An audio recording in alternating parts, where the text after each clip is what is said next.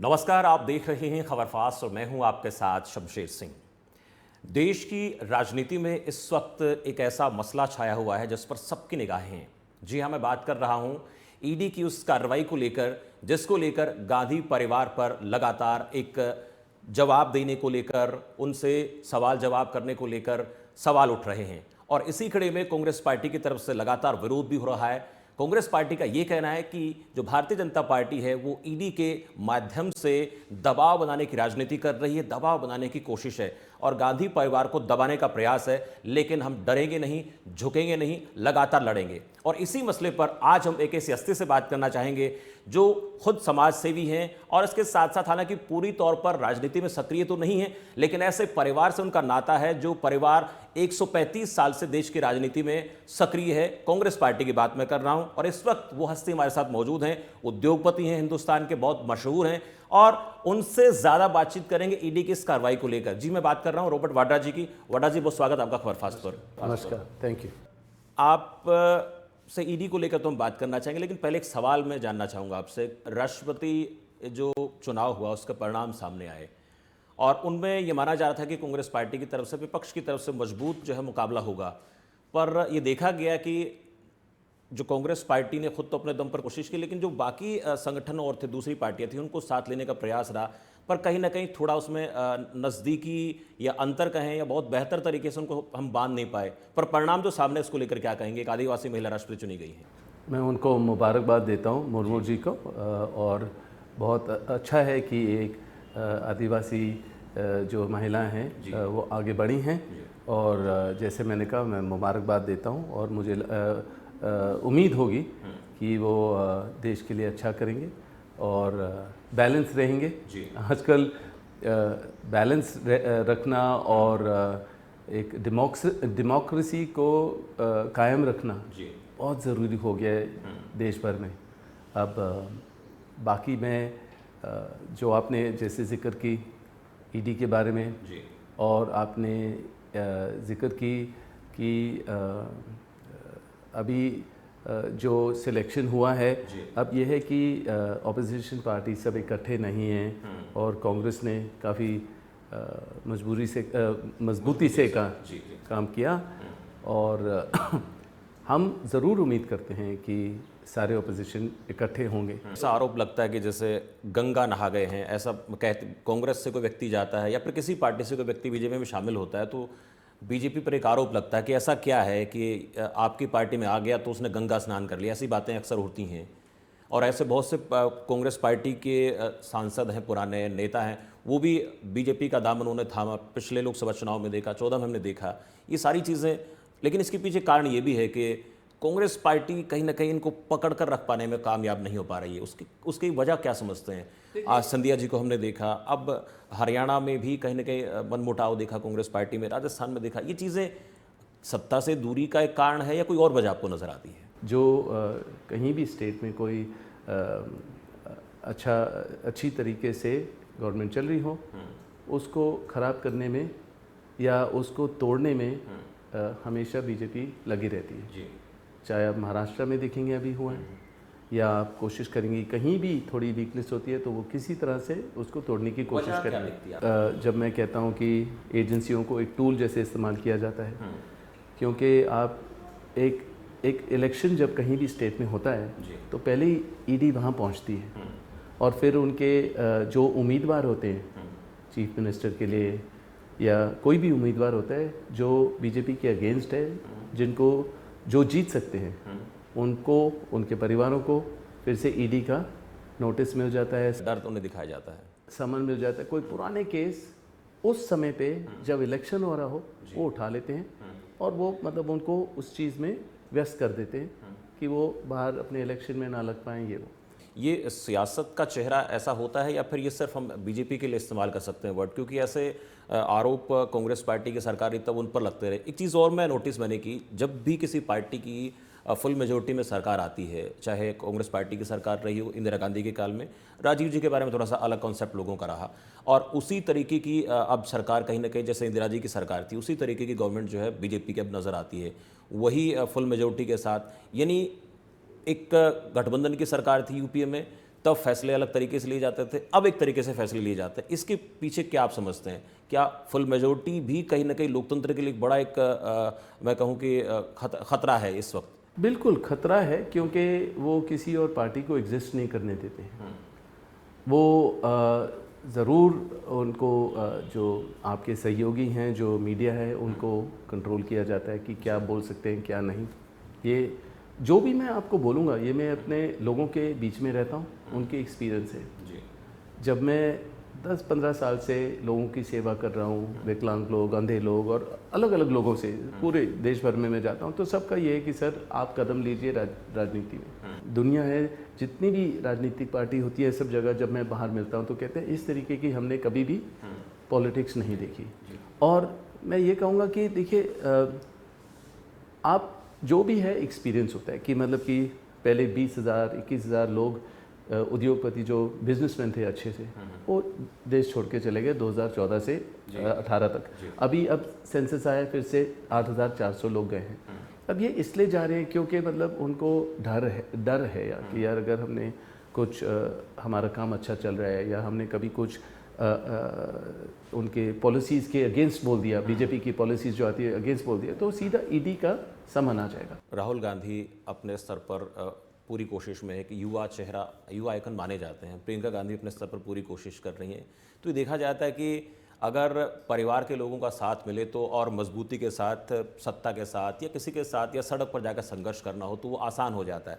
आपको मैं देख रहा हूँ पिछले काफ़ी समय से ऐसे परिवार के साथ तो आपका रिश्ता है, अटूट रिश्ता है, और उस रिश्ते को राजनीतिक तौर पर देखें तो उतना सक्रिय नहीं माना जाता। क्या आने वाले दिनों में ये एक माना जाए कि राहुल गांधी, प्रियंका गांधी और सोनिया जी को एक मजबूत स्तंभ के तौर पर सहयोग देने के लिए आप मैदान में आने वाले हैं? ये सब लोग देखना चाहते हैं, सोच रहे हैं। इसको लेकर आपका क्या मानना है? देखिए, एक तो मैं ना तो पास्ट देखता हूँ ना फ्यूचर देखता हूँ, मैं अभी प्रेजेंट देख रहा हूँ। क्योंकि हाल में क्या हो रहा है, सोनिया जी की तबीयत के बारे में जिस तरीके से ईडी का इस्तेमाल किया जा रहा है, जो कम्युनल इश्यूज़ हैं, और हर रोज़ मैं निकलता हूँ कोई ना कोई तरीके से किसी संस्था में जाके सेवा करता हूँ, या जो भी मेरे पास एक्स्ट्रा आता है मैं ज़रूर बांटता हूँ, ठीक है। और जहाँ भी जाता हूँ तो लोग कहते हैं देखिए आप एक बार राजनीति में देखिए, कभी भी जब से मैं इस परिवार का एक सदस्य बना तो उन्होंने कभी फ़र्क नहीं लाया कि अच्छा ये बिजनेसमैन है या राजनीति में है, पॉलिटिशियन है। हमेशा मेरे को पॉलिटिकल एंगल से ही देखा गया। तो अगर जो बेबुनियाद मुद्दे हैं जो पार्टियां हैं उठाती हैं, और जब भी कोई इलेक्शन होगा तो मेरा नाम ऊपर कर देंगे, मुद्दा उठा के बना देंगे। अब ये है कि अब हमेशा झेला है मैंने, पहले मेरे लिए थोड़ा मुश्किल था, अब मेरे को झेलने की क्षमता है क्योंकि मैंने अब इतने सालों से देख ली है। पर मैं क्योंकि इस परिवार का सदस्य हूँ, मुझे नहीं चाहिए था कि उस वजह से मैं राजनीति में आऊँ। मुझे लग रहा था मेरे को काफ़ी सीखना था और काफ़ी लोगों के बीच में रहना था। हालांकि मैं मुरादाबाद से हूँ और मैंने मुरादाबाद में अपने पिता के द्वारा बहुत मुझे बोला गया कि आप लोगों के बीच में रहो, काम सीखो वहाँ। हमारे छुट्टियाँ स्कूल के टाइम में भी वहीं होती थी और काम सीखना होता था। जो काम कर रहे हैं हमारे से अरसों से, उनके परिवारों के साथ बैठना था। तो मैंने मुरादाबाद में बहुत सीखा। और जब मैंने मेरे ख्याल से 99 से जब मैंने कैंपेन शुरू किया प्रियंका के साथ, सोनिया जी के लिए, राहुल के लिए, और जब मैं 2004 में सोनिया जी के भारी बहुमत से जब सरकार बनी थी, हाँ, और जीत हुई, और फिर उसके बाद हम लोग आए, इतनी मेहनत करने के बाद 1 महीना वहाँ रहे, चाहे हमने वो पोस्टर चिपकाए या जो सबसे संवेदनशील जगह थी वहाँ जाके काम किया, मतलब वहाँ पोलिंग बूथ में बैठे, अपने जो कार्यकर्ता हैं उनके साथ बैठे। तो हर छोटी चीज़ मुझे पता चली उस समय भी। पर यह है कि जब सोनिया जी ने इनकार किया प्रधानमंत्री बनने में, जबकि कोई भी नहीं उनको मना कर सकता था उस समय पे, पर उन्होंने यही बोला कि ये मेरा कभी मकसद ही नहीं था। जो मेरे पति का सोच था, जो मेरे सास का सोच था, कि उसी को लेकर मैं आगे देश के लोगों के लिए, देश को और कांग्रेस को आगे बढ़ाना चाह रही थी। हमें बहुत दुख लगा क्योंकि हमने इतनी मेहनत की और हम कोशिश कर रहे थे कि नहीं, मुझे ये पद नहीं चाहिए। इस परिवार में हमेशा मैंने यही देखा है, किसी को कोई पद नहीं चाहिए, बस वो लोगों के बीच में होते हैं, काम करते हैं। और आपने देखा अभी कुछ समय पहले जब प्रियंका निकली थी, रात को शाम को हम लोग खाना खा रहे थे, उन्होंने कहा नहीं नहीं मुझे जाना है, अभी कुछ लोगों का हादसा हुआ है किसानों के साथ। उत्तर प्रदेश के वहाँ गए थे, ठीक है, लखीमपुर खीरी में। तो वहाँ पीड़ित परिवारों से मिलने गई, तो मतलब कि रात को ही जब वो वहाँ पहुँचने लगे तो मतलब प्रशासन ने उनको काफ़ी धक्का मुक्का किया, ये वो। उसके बाद मतलब उनको अरेस्ट करके एक गेस्ट हाउस में रखा।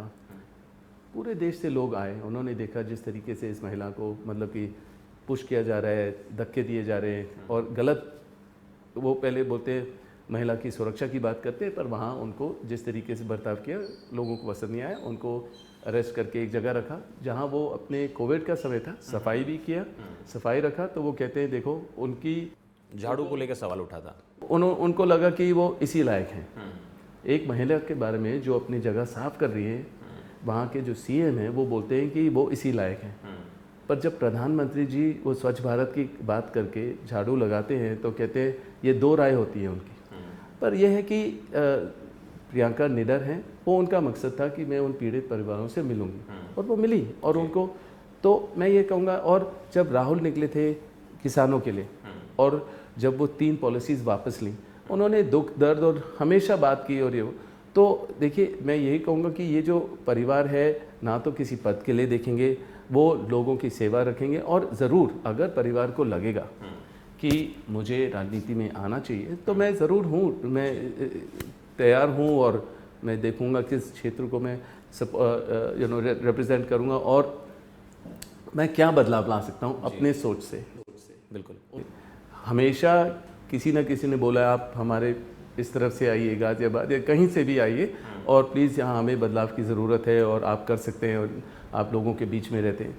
और कई अक्सर क्या होता है कि जब राहुल और प्रियंका से लोग नहीं मिल पाते तो मेरे पास आते हैं, मेरे दफ्तर के बाहर आते हैं, कहीं लोगों के बीच में आते हैं। जब भी मैं अपने एक्सपोर्ट बिजनेस में भी था तो लोग आते थे, तो उनके समझता था कि मैं किस तरीके से हेल्प कर सकता हूँ, या उनकी आवाज़ में आगे ले जाऊँ, या ऐसे ही वो उनकी मांगे ही होती हैं। तो एक ऐसे परिवार से ताकत मिलती है जिस परिवार का स्वतंत्रता आंदोलन के साथ साथ देश की सियासत से भी सीधा संपर्क रहा है। आपसे मैं आपके बच्चों को लेकर भी बात करूंगा, लेकिन उससे पहले एक छोटे से ब्रेक के लिए रुकेंगे। ब्रेक के बाद रॉबर्ट वाड्रा जी से लगातार बातों का सिलसिला जारी है, और ब्रेक के बाद लौटेंगे तो ये बात ज़रूर करेंगे कि अपने बच्चे रेहान और बेटी के लिए उन्होंने क्या प्लानिंग कर रखी है। उसके साथ साथ राजनीति को लेकर तो कहा कि ज़रूरत पड़ी तो मैं ज़रूर आऊँगा, लेकिन ये भी जानना चाहेंगे कि देश की सियासत में जो बीजेपी की तरफ से फैसले लिए गए उनका किस तरीके का असर पड़ा, ये भी बहुत अहम सवाल है। छोटे से ब्रेक के लिए रुकते हैं।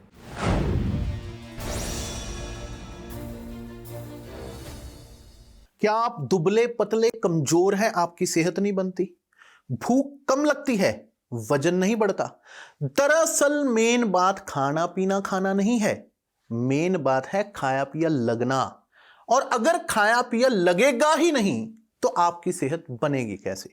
इसलिए हमारी संस्था सन्यासी आयुर्वेदा ने एक ऐसी दवा का निर्माण किया है जो कि आपके लिवर सिस्टम को, आपके पाचन तंत्र को दुरुस्त करने का काम करती है, ताकि आप जो भी खाएं उसका पूरे का पूरा निचोड़ आपके शरीर को लगे, आपकी भूख बढ़े, खाया पिया सही से लगे, नया खून बने, हड्डियों में जान आए, चेहरे पर नूर, लालिमा, रौनक आए और आप मोटे तगड़े खूबसूरत पर्सनैलिटी के मालिक बन जाएं।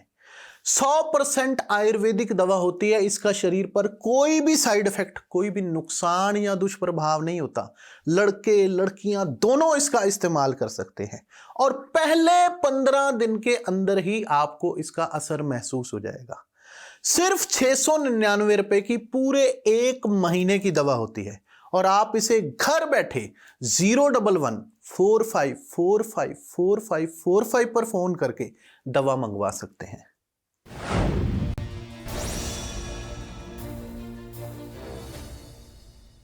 ब्रेक के बाद एक बार फिर से आपका स्वागत है। आज हम एक ऐसी हस्ती से बात कर रहे हैं, जैसे मैंने पहले कहा कि प्रत्यक्ष तौर पर तो राजनीति में नहीं है, लेकिन जब जिस परिवार से नाम जुड़ा है तो राजनीति से वो अछूते रह भी नहीं सकते हैं। समाज सेवा उनका अपना एक शगल है, वो लोगों के बीच में रहते हैं, लोगों की उम्मीदें उनसे बहुत ज़्यादा हैं। अब सियासत को लेकर भी कहीं ना कहीं लोग सोचते हैं कि जब समाज सेवा कर रहे हैं तो फिर राजनीति में आने में दिक्कत क्या है, ये भी सवाल हम कर रहे थे। और साथ साथ ये भी समझने का प्रयास करेंगे कि 8 सालों में भारतीय जनता पार्टी की तरफ से चाहे नोटबंदी का जिक्र आया हो, जीएसटी की बात होती हो, कई ऐसे फैसले लिए गए, उनका लोगों की सेहत पर असर क्या पड़ा, देश के स्वास्थ्य पर, देश की आर्थिक तबीयत पर असर क्या पड़ा, ये बातचीत करेंगे। सर, एक बार फिर से आपका स्वागत है।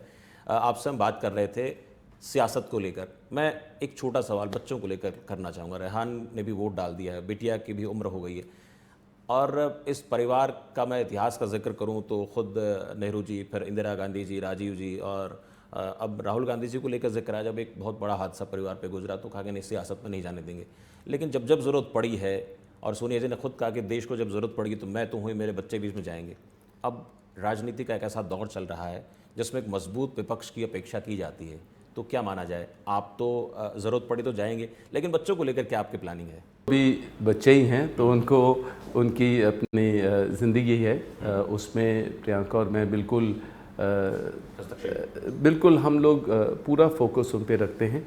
और वो बहुत अच्छे इंसान हैं, मैं ये बोलूँगा कि वो समझते हैं, और उनको असल में यहाँ रहने से उनको एक मौका, मैं क्या कहूँगा कि उनको मुश्किलें थी जब से 8 साल से, कि मतलब कभी जैसे मैंने बताया बेबुनियाद इल्ज़ाम या गलत तरीके से हमें दिखाया जाता है या बात की जाती है, तो जो भी असर उन पे पड़ा, और उनको जैसे मुझे सीखने को मिला, उनको भी बहुत सीखने को मिला।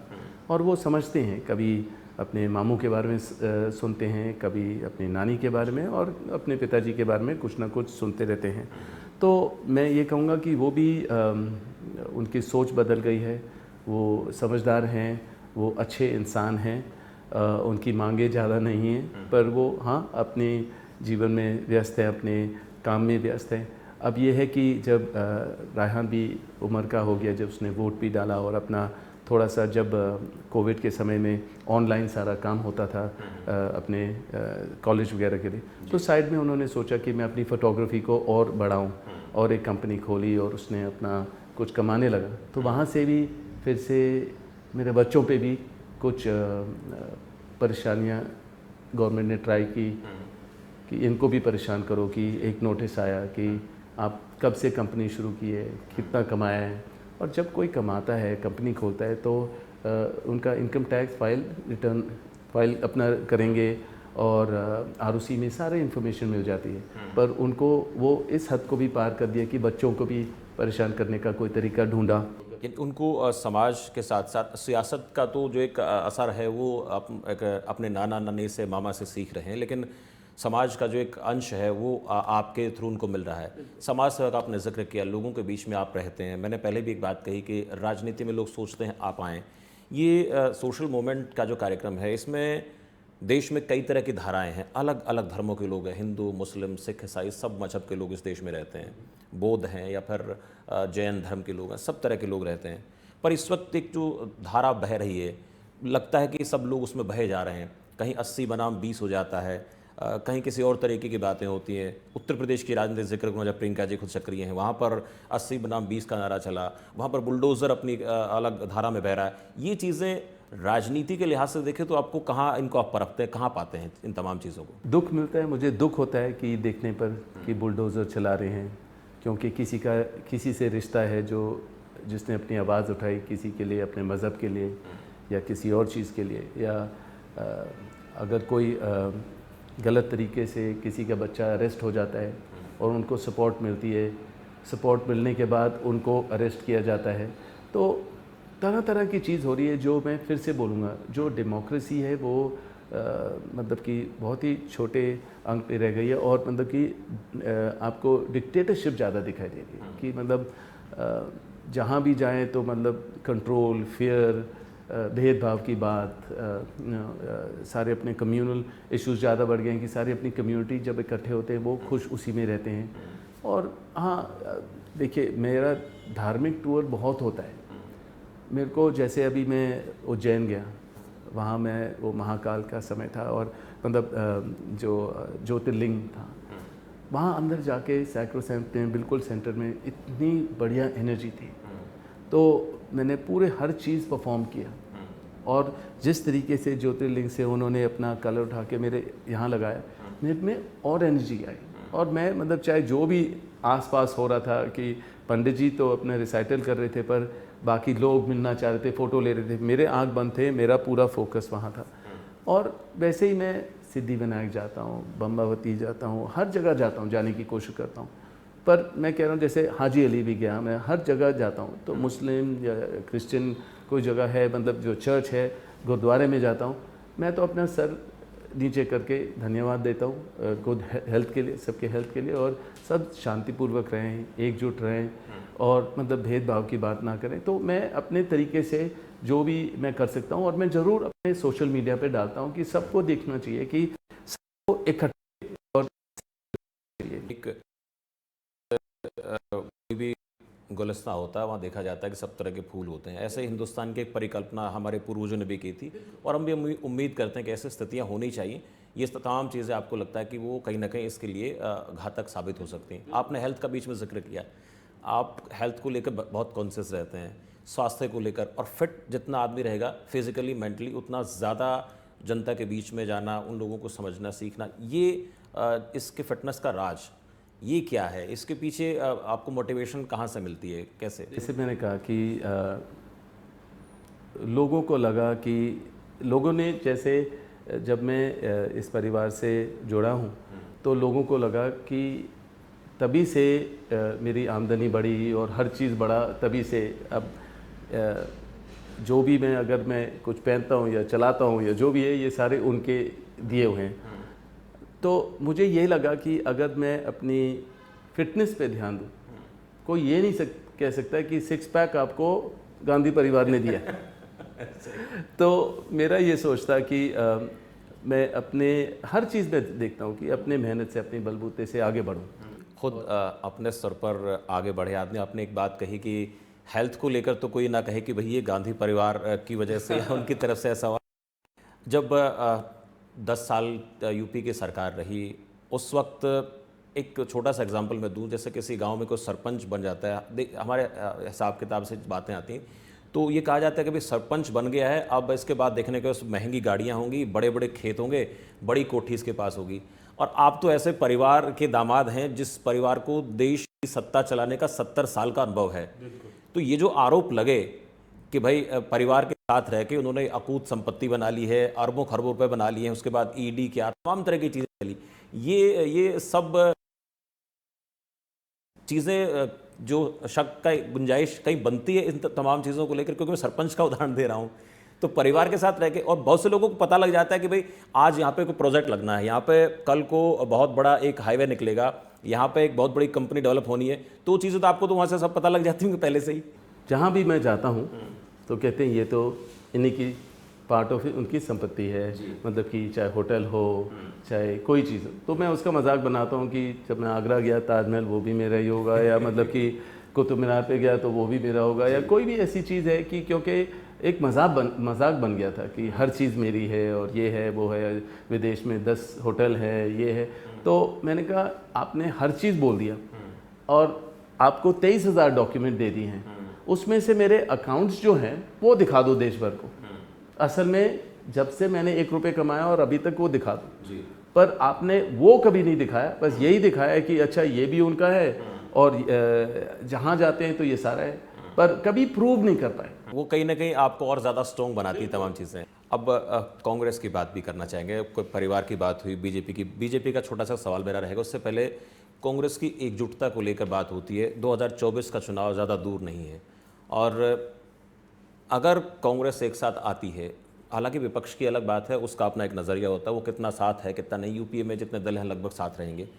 तो 24 में अगर बीजेपी को डिफीट करती है कांग्रेस पार्टी, यूपीए मिलकर लड़ाई लड़ते हैं, तो चेहरा कई बार ये कहा जाता है कि चेहरा सामने आना चाहिए, राहुल गांधी युवा है, उनको अध्यक्ष बनाया जाना चाहिए। इसको लेकर आपका क्या कहना है? और 24 में अगर चुनाव लड़ती है कांग्रेस पार्टी राहुल गांधी के चेहरे पर, तो क्या आपको उम्मीदें नज़र आती हैं? मैं ये बोलूँगा कि देखिए, अगर ईडी के विषय में होती है मैं ज़रूर बात करता हूँ, अगर बिज़नेस के बारे में होती है मैं बात करता हूँ, या अगर कुछ बीजेपी गलत करती है लोगों के बीच में, जिनसे मुझे अपने एक्सपीरियंस उनके साथ होता है, उसके बारे में बात करता हूँ। राजनीति के बारे में कम ही मैं बोलता हूँ, क्योंकि अभी मुझे ना तो एक पोजीशन है जिसमें मैं बोलूँ, पर ज़रूर घर पे बातचीत हर किस्म की होती है राजनीति के बारे में। अब एक छोटा सवाल मैं करूँगा। कांग्रेस पार्टी के राज्यों के अस्तित्व को लेकर हमने देखा 2012 में उससे जब आप पर आरोप लगातार लग रहे थे, उनमें केजरीवाल का नाम बहुत ज़्यादा सुर्खियों में रहा और उन्हीं आरोपों के चलते कहीं ऐसा लगा कि कांग्रेस पार्टी की जड़ें जो है वो कहीं न कहीं उखड़ी, उसका नुकसान हुआ। अब पंजाब के हालात देखे हमने, पंजाब में कैप्टन के नेतृत्व में अच्छा खासा कर रही थी कांग्रेस पार्टी, लेकिन उनको जब दरकिनार किया गया तो वहाँ पर भी हालात बिगड़े। तो क्या कांग्रेस खुद इसके लिए जिम्मेदार है या आम आदमी पार्टी इतना अच्छा कर रही है कि उसका नुकसान कांग्रेस को हो रहा है? हालांकि बीजेपी का टारगेट है कि कांग्रेस मुक्त भारत लगातार कहती है, लेकिन क्या आम आदमी पार्टी भी कहीं ना कहीं कांग्रेस के लिए नुकसानदायक साबित हो रही है? देखिए, इसमें मुझे समझ तो बहुत है, पर मैं ज़्यादा इसके बारे में जिक्र नहीं कर पाऊँगा और बोलना नहीं चाहूँगा, क्योंकि मुझे समझ है कि गोवा में कैसे आप दूसरी पार्टियों को अलाउ करते हैं कि मतलब बैनर लगाएं, या मतलब कि आप कि कांग्रेस ना आ पाए, बाकी सब पार्टियों को चलने दो।